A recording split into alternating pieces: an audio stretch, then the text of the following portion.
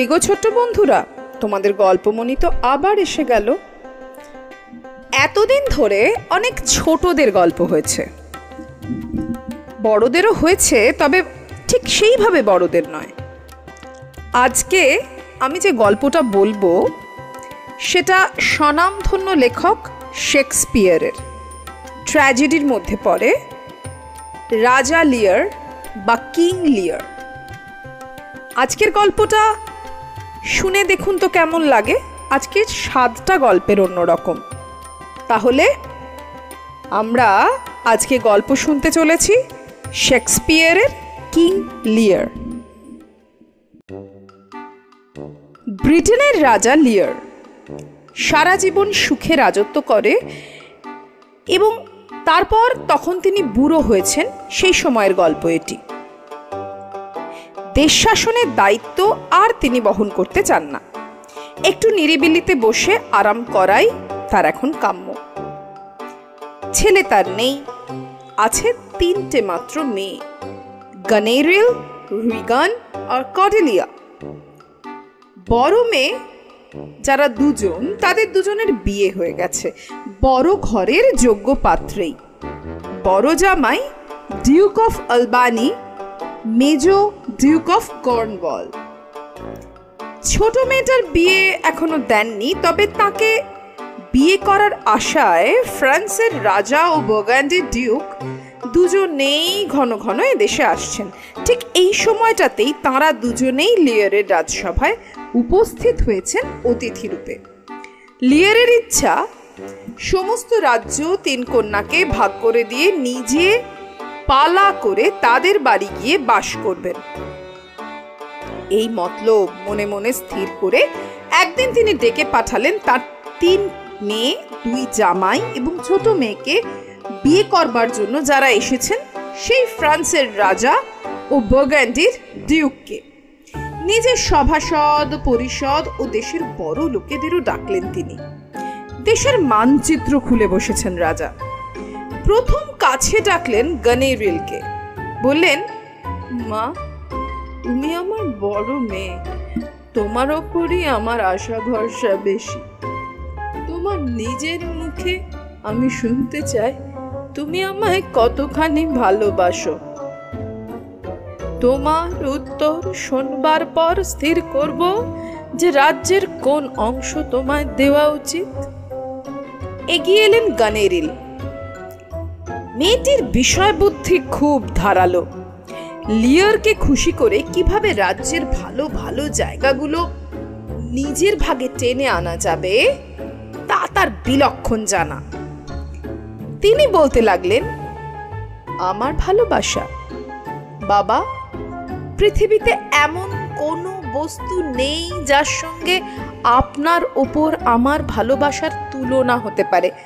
আপনাকে ছাড়া আমি আর কাউকে জানি না, চাইও না, ভালোবাসি না। আপনি আমার জীবনের আনন্দ, চোখের তারা। নুনহীন রান্না যেমন বিস্বাদ, আপনাকে কাছে না পেলে জীবনও আমার কাছে ঠিক তেমনই বিস্বাদ হয়ে যাবে। বাহ, এইরকমই তো শোনবার প্রত্যাশা করেছিলেন লিয়ার। গানেরিল সত্যিই তাকে ভালোবাসে তাহলে, অতএব রাজ্যের সবচেয়ে ভালো অংশটা তারই পাওয়া উচিত। মানচিত্রের ওপর দাগ দিয়ে তিনি মন্ত্রী, সেনাপতি, আর্ল, ডিউক যাঁরা যেখানে উপস্থিত ছিলেন সবাইকে দেখিয়ে দিলেন যে রাজ্যের কোন কোন অঞ্চল গানেরিলের হাতে তিনি দিয়ে যেতে চান। তারপর ডাক পড়ল রিগানের। চাতুরিতে তিনিও তার বড় বোনের চেয়ে কিছু কম যান না। তিনি আরো একচড়া পর্দায় তোষামদ শুরু করলেন। বললেন, বাবা, আমার ভালোবাসার কথা নিজে মুখে কি বলবো? দিদি যা বলেছেন সে আর এমন কি ভালোবাসা? তারও উপকার ভালোবাসা যদি কিছু থাকে অবশ্যই তা আছে, তবে আপনার প্রতি আমার ভালোবাসা সেই রকম যেন আপনাকে ছাড়া কোনো আনন্দই নেই, কল্পনাই করতে পারি না কোনো আনন্দের কথা। লিয়ার হাতের স্বর্গ পেলেন। এরকম সব তার মেয়ে, সে তো নিশ্চয়ই ভাগ্যবান।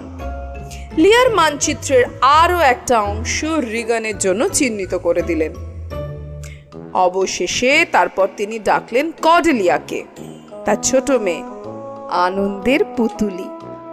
3 মেয়ের মধ্যে নিজে তিনি এইটিকেই সবচেয়ে ভালোবাসেন। তার মুখ থেকে যে আরো মধুর ভালোবাসার কথা শুনতে পাওয়া যাবে এতে তার কোনো সন্দেহই রইল না। তিনি সাদরে কাছে ডেকে বললেন, এইবার শুনি কর্ডেলিয়া, তুমি কি বলতে চাও? বেচারি কর্ডেলিয়া, তার বরাত মন্দ। রাজ্যের লোভে লজ্জা, ভয়, ভদ্রতা, বিবেক সবকিছু বিসর্জন দিতে পারেনি। স্বভাবতই তিনি তোষামতকে ঘৃণা করেন। তার উপর আজ এই বিশেষ ক্ষেত্রে স্নেহময় বাবাকে ঠকানোর জন্য তোষামতের কথা বলা তার চোখে এর চেয়ে খারাপ জিনিস আর কিছু হতেই পারে না। অবশ্য বাবাকে তিনি সত্যিই ভালোবাসেন, কিন্তু তাই বলে কি জেনে শুনে কতগুলো মিথ্যে কথা বাড়িয়ে বাড়িয়ে বলতে হবে?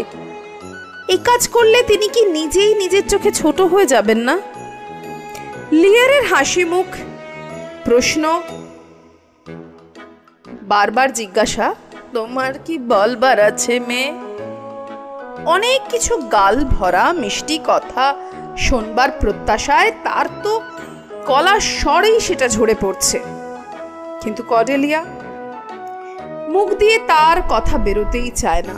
অনেক কষ্টে মাথা হেঁট করে বললেন, কিছু না। কিছু না? লিয়ারের মনে হলো তিনি ভুল শুনেছেন। তিনি নিজে 3 মেয়ের ভেতর কর্ডেলিয়াকে ভালোবাসেন বেশি, বিশ্বাসও করেন যে 3 মেয়ের ভেতর কর্ডেলিয়াই তাকে বেশি ভালোবাসে। কিন্তু এ কি হলো? সেই কর্ডেলিয়াই সকলের সামনে বলছে কিছু না, কিছু বলবার নেই। বাবাকে ভালোবাসে কিনা এই প্রশ্নের জবাবে সে কিছুই বলতে চায় না। তবে কি তিনি কর্ডেলিয়াকে ভুল বুঝেছিলেন এতদিন? তিনি আবার বললেন, ভেবে বলো কর্ডেলিয়া, কিছু না বললে পাওয়ার বেলায়ও কিছু না হয়ে যেতে পারে।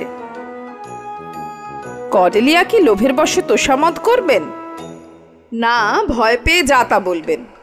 তিনি ধীর স্থির বিনীতভাবে বলতে লাগলেন, বাবা, আপনি জন্মদাতা, পরম স্নেহে আমায় এতদিন লালন পালন করেছেন।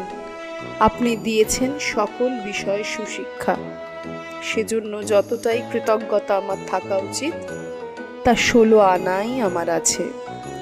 যতটুকু ভক্তি আপনার উপর আমার থাকা উচিত তার চেয়ে 1 তিলও কম আমার নেই। এর চেয়ে বেশি আর কি বলবো? দিদিরা অনেক কথা বলেছেন, সেসব কথা বলা আমি সঙ্গত মনে করি না। তাঁরা বলেছেন আপনাকে ছাড়া আর কাউকে তাঁরা ভালোবাসেন না। তাই যদি হয় তবে তাঁরা বিয়ে কেন করলেন? স্বামীকে দেবার জন্য এতটুকু ভালোবাসাও কি তাদের অন্তরে আর অবশিষ্ট নেই? তাই যদি না থাকে তার স্বামীর সঙ্গে একসাথে বাস করেন কি করে তাঁরা? তারও চেয়ে বড় কথা, বিয়েটাই বা তাঁরা করেছিলেন কেন? লিও রেগে উঠলেন। যুক্তি শুনবার জন্য তিনি বসেননি, বসেছেন তোষামত শুনতে। তিনি জিজ্ঞাসা করলেন, এই তাহলে তোমার শেষ কথা? যেটুকু ভালোবাসা কর্তব্য ততটুকুই তুমি ভালোবাসো তোমার বাবাকে, তার চেয়ে একটুও বেশি নয়? কর্তব্যের তাগিদ ছাড়া হৃদয়ে দরদ নেই? কর্ডেলিয়ার আর বলবার কিছু নেই। লিয়ার মানচিত্রের দিকে তাকালেন। রাজ্যের 3 ভাগের 1 ভাগ কর্ডেলিয়াকে দেওয়ার জন্য আলাদা করে রেখেছিলেন। তার ভেতর দিয়ে দীর্ঘ রেখা টানলেন একটা।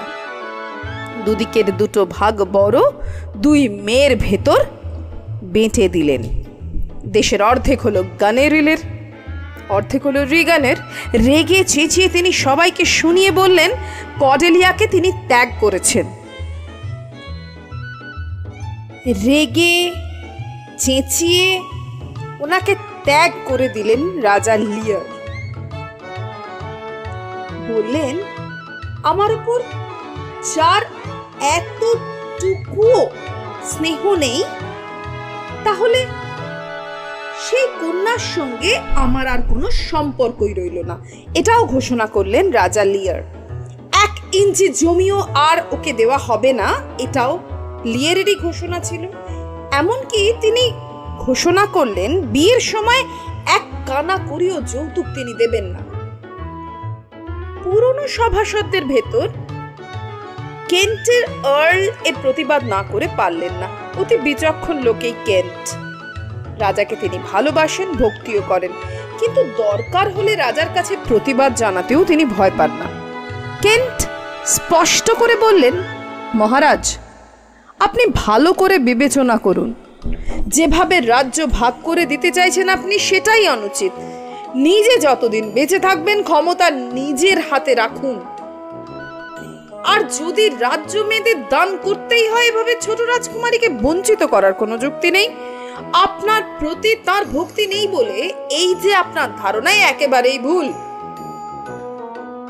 কর্ডেলিয়া অতি সুশীলা। মনের ভাব ঢাক পিটিয়ে প্রচার করতে তিনি লজ্জা পাচ্ছেন। তা নইলে তিনি যে মনে প্রাণে আপনাকে ভক্তি করেন, ভালোবাসেন অতি গভীরভাবে, এ আমরা সকলেই বুঝি। লিয়ার ভয়ানক বিরক্ত হলেন কেন্টের ওপর, রাজার কথার ওপর কথা। তিনি আদেশ করলেন, তুমি চুপ করো আর্ল। আমি যা ব্যবস্থা করেছি তার নড়চড় হবে না। কর্ডেলিয়াকে আমি ত্যাগ করেছি। আপনি অন্যায় করেছেন, জোর গলায় বলে ওঠেন কেন্ট।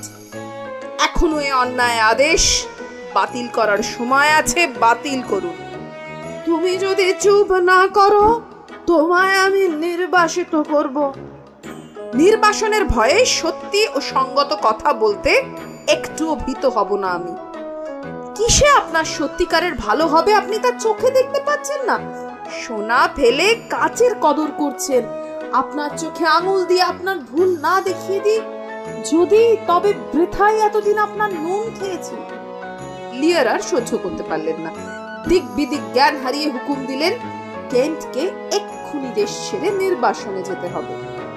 মাত্র একটি লোকেরই সত্যিকার দরদ ছিল রাজার উপরে, তিনিও নির্বাসনে চলে গেলেন। তখন রাজা কাছে ডাকলেন বার্গান্ডির ডিউক ও ফ্রান্সের রাজাকে। আপনারা দুজনেই ওই কর্ডেলিয়াকে বিয়ে করতে চেয়েছিলেন, দেখছেন তো আমি ওকে ত্যাগ করেছি। এটাই ছিল রাজার বক্তব্য। তাহলে ওরা কি করবেন সেটাই অ্যাকচুয়ালি রাজা লিয়ার জানতে চেয়েছিলেন, যে বিয়েতে তো তিনি আর যৌতুকও দেবেন না।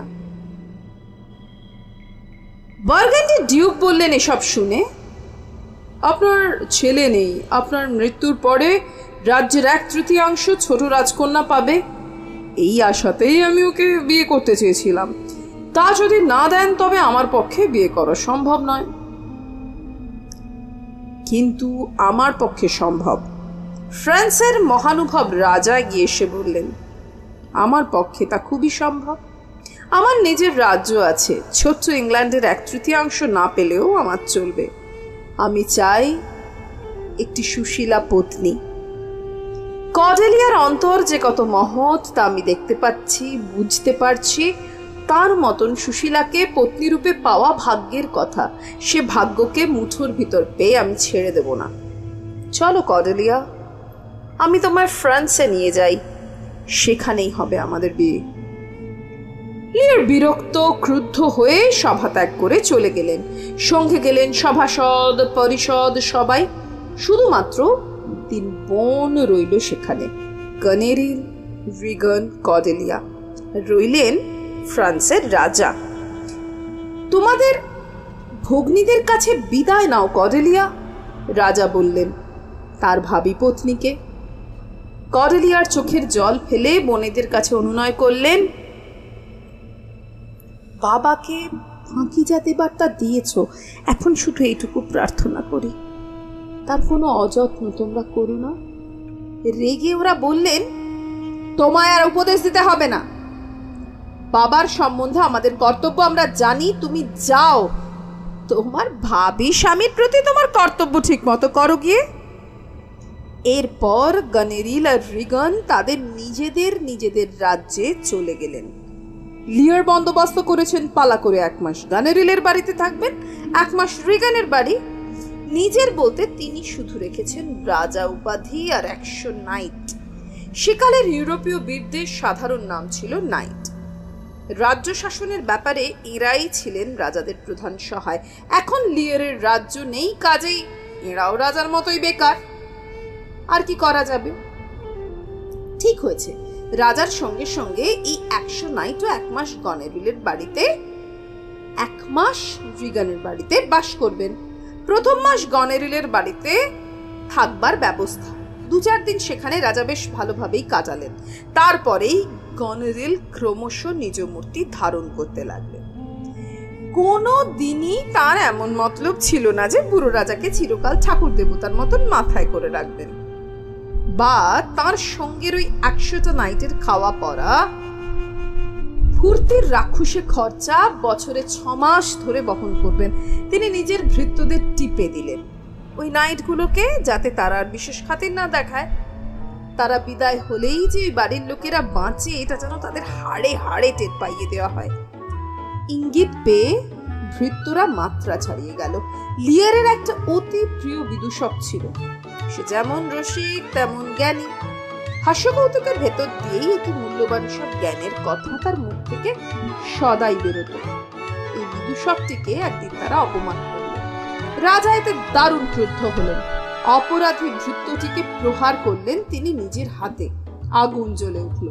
গনেরিল তার সর্দার ভৃত্য অসওয়াল্ডকে হুকুম দিলেন, বুড়ো রাজার খাতির রেখেও আর তোমাদের চলবার দরকার নেই। সেদিন রাজার সামনে এলো এক বুড়ো মানুষ। সে চায় একটা চাকরি, তার নাম কেয়াস। আর কেউ নয়, ছদ্মবেশী কেন্টের আর্লি।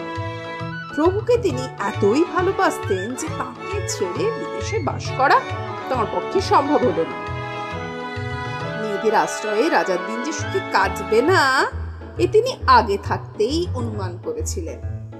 পুরো বয়সে বুদ্ধিশুদ্ধি হারিয়ে রাজা তাকে ছাড়িয়ে দিয়েছেন বটে, কিন্তু এখন যদি রাজাকে দুঃখে পড়তে হয় তবে তার সেবা করবার জন্য তার পাশে এসে কেন্টকে যে দাঁড়াতেই হবে। তাই নিজের জীবনের মায়া ত্যাগ করে তিনি গরিবের বেশে লিয়ারের কাছেই ফিরে এলেন আবার। কেয়াসের সঙ্গে লিয়ারের যে কথা হচ্ছে এমন সময় অসওয়াল্ড এসে নানা রকম অসভ্যতা করতে লাগলো। রাজার প্রতি সামান্য ভৃত্যের এই অশিষ্ট আচরণ কেন্ট সহ্য করতে পারলেন না। লাথি মেরে তাকে দূর করে দিলেন।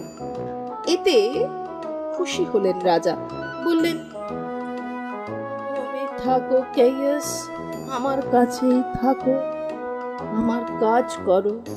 এদিকে অসওয়াল্ড গিয়ে অভিযোগ করলো গনেরিলের কাছে, রাজার এক নাইট আমাকে লাথি মেরেছে। গনেরিল এতক্ষণ অসুখের ভান করে রাজার সামনে উপস্থিত হয়। এইবার এই অজুহাত পেয়ে তিনি একটা মুখোমুখি বোঝাপড়া করবার জন্য লিয়ারের ঘরে হানা দিলেন। এইসব কি অত্যাচার বাবা, তিনি অভিযোগ করলেন। তোমার দুর্দান্ত নাইটগুলোর জন্য আমার একতিল শান্তি নেই। তারা হই হল্লা করছে, মদ খাচ্ছে, নানা রকম অসভ্যতা করছে। আমার রাজপ্রাসাদ যেন হয়ে দাঁড়িয়েছে একটা সস্তা দামের হোটেল। এত অত্যাচার আমি সইতে পারবো না। লিয়ার তো প্রায় আকাশ থেকে পড়লেন। আমার নাইটেরা হই হল্লা করছে, তারা তো সব সুসভ্য বড় বড় বংশের সন্তান। তোমার অভিযোগ একেবারে বাজে। লিয়ার উড়িয়ে দিতে চাইলেন গনেরিলের সব কথা, কিন্তু গনেরিল তো মন স্থির করেই এসেছেন।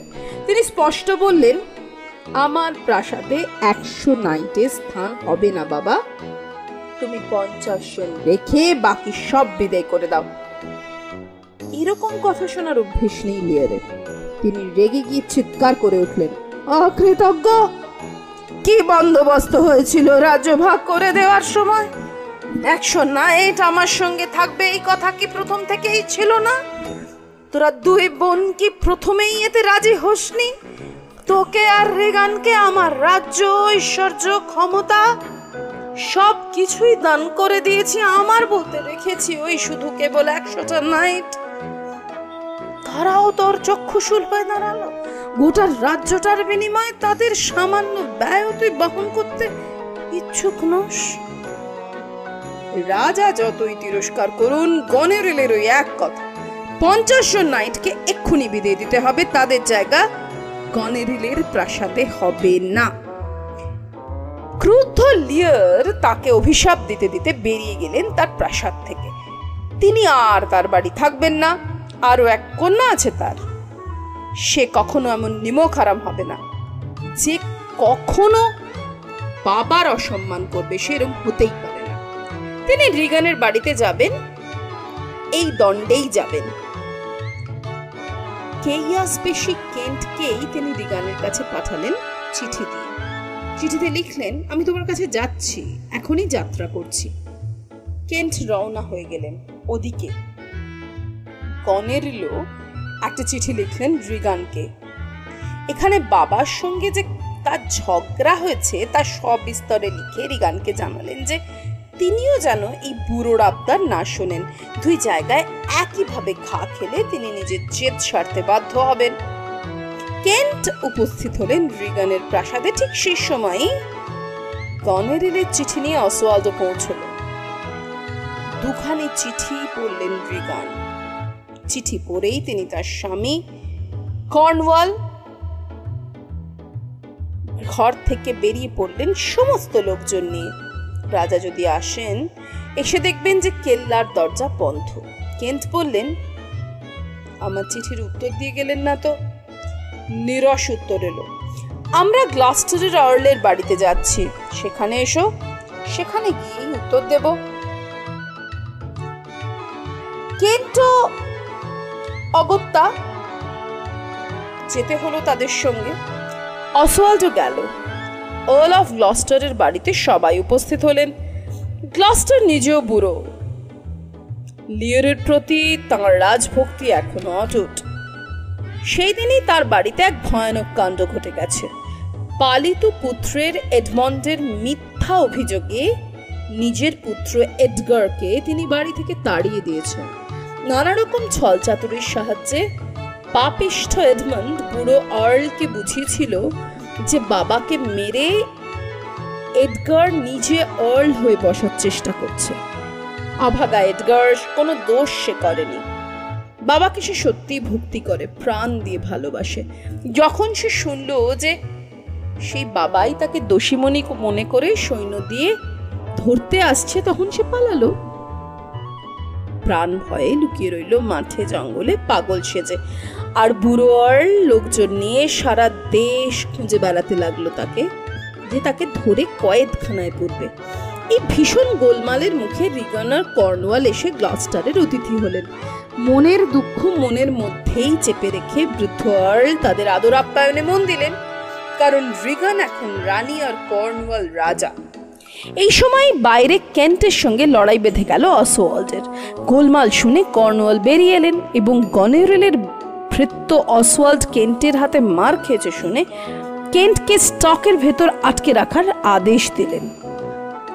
স্টক হলো একরকম কাঠের পিপে, এর ভিতর হাঁটু অবধি বন্ধ করে অপরাধীকে ফেলে দেওয়া হয়। সে না পারে হাঁটতে, না পারে বসতে। কেন্ট যে রাজার দূত এ কথা বারবার শুনতে পেয়েও তিনি তাঁর আদেশ ফিরিয়ে নিলেন না। রাজার দ্রুতের প্রতি কোনো সম্মান দেখানো যে তাঁর কর্তব্যের ভিতরে, এই কথা তিনি স্বীকারই করতে চাইলেন না। এদিকে লিওর এসে পড়লেন। তার আসার খবর পেয়ে রিগান কর্নওয়াল প্রাসাদে প্রবেশ না করেই প্রথমে বাইরে দাঁড়ালেন, তারপর দৌড়তে দৌড়তে প্রাসাদে ঢুকেই ঘুমিয়ে পড়লেন। রাজা এলে তাকে জানানো হলো তার মেয়ে জামাই সবাই খুব অসুস্থ, এখন রাজার সঙ্গে দেখা করতে পারবেন না। লিওর তো হতবাক। এই কি রিগানের ভক্তি আর ভদ্রতা! এরই কাছে আদর যত্ন পাওয়ার আশায় তিনি ছুটে এসেছেন, গনেরিলের উপর রাগ করে। এরপর যখন তিনি দেখলেন সে তার দূত কেন্টকে স্টকের ভিতর একদম বন্ধ করে রাখা হয়েছে, তখন তিনি একেবারে আগুন হয়ে গেলেন।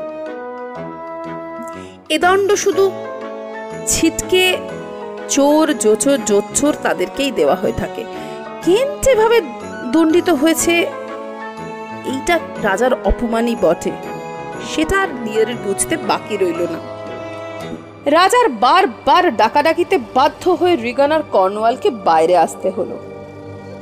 কেন্টকেও করতে হলো মুক্ত, কিন্তু 100 নাইট সহ রাজাকে নিজের বাড়িতে রাখার ক্ষমতা যে তার নেই, এ কথা রিগান স্পষ্ট ভাষায় তাকে জানিয়ে দিল।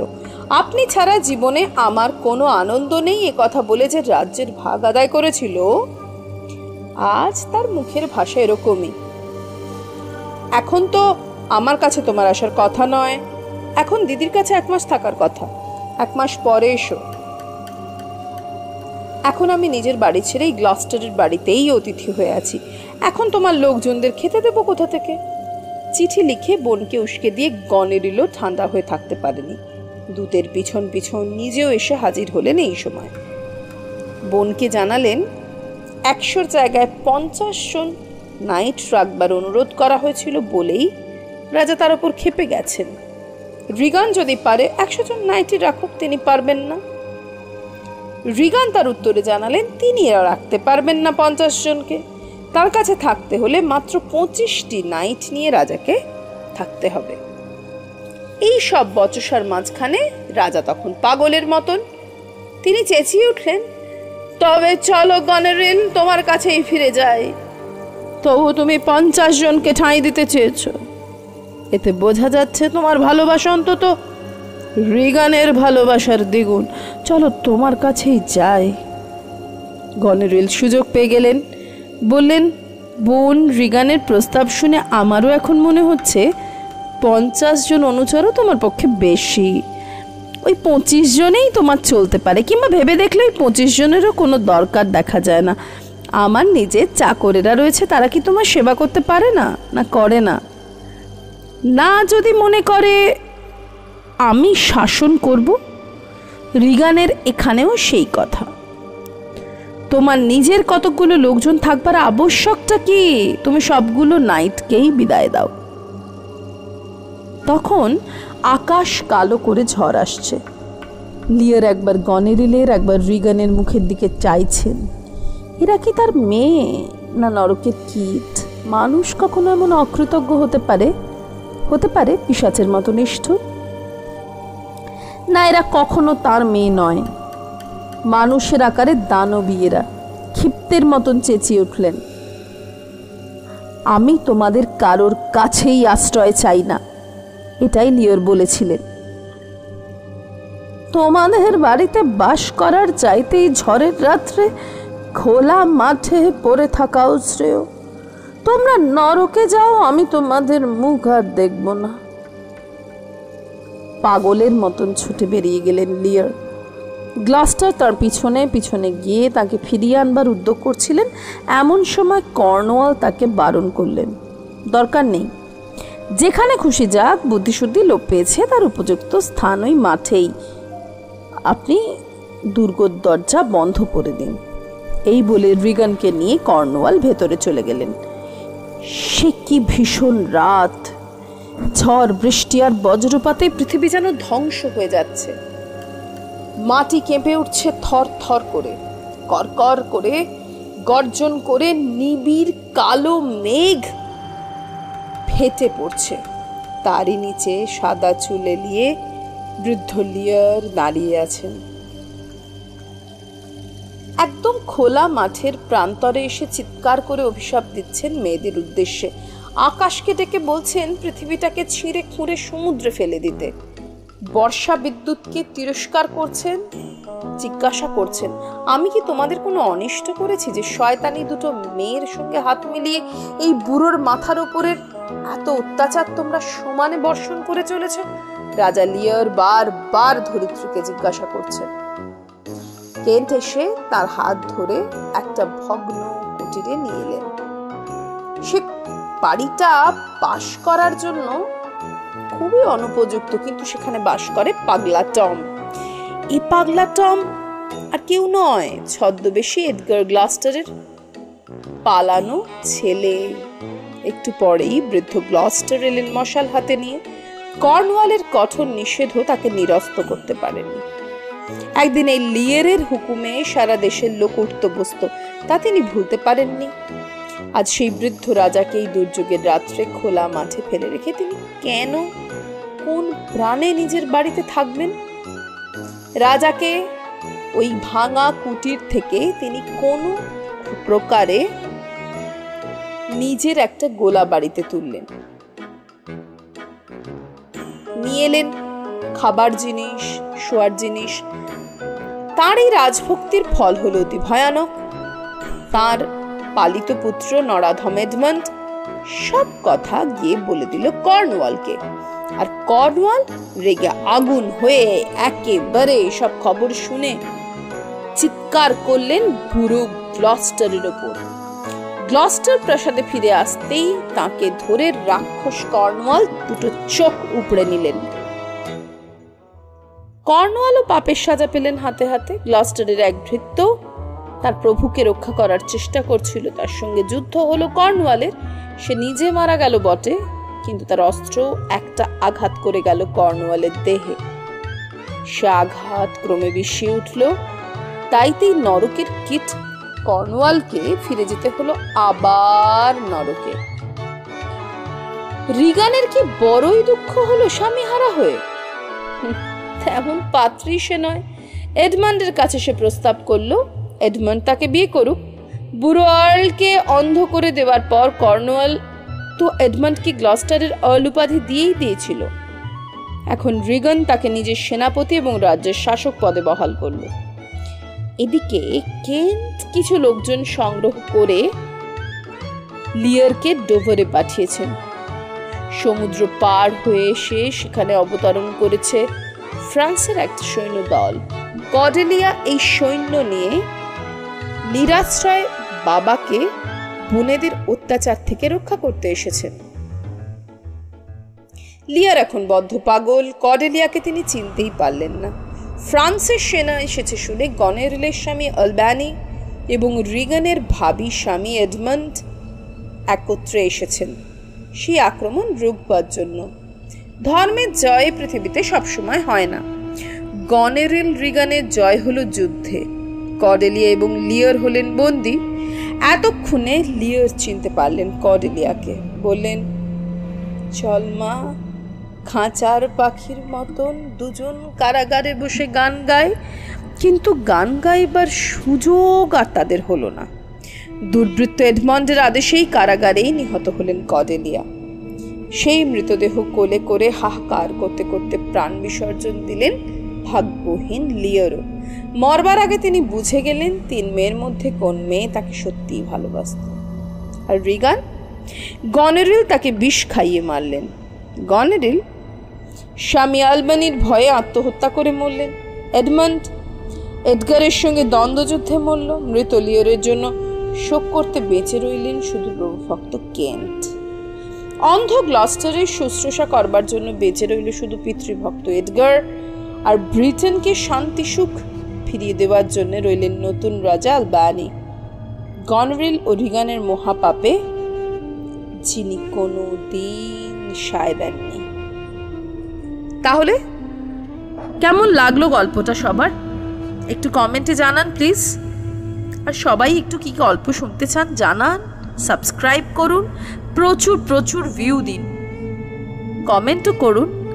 আর এই গরমকাল পড়ছে তো ভিটামিনের ঘাটতি পূরণের জন্য আমরা কিন্তু পান্তা ভাত রোজ খেতেই পারি। পান্তা ভাত যেমন ভিটামিন সমৃদ্ধ, যেমন তেমনই ঠিক পেটের জন্য ভীষণ সুপাচ্য। তবে আজকে আসি, আবার দেখা হবে সামনের সপ্তাহে। আজ তবে এই পর্যন্তই।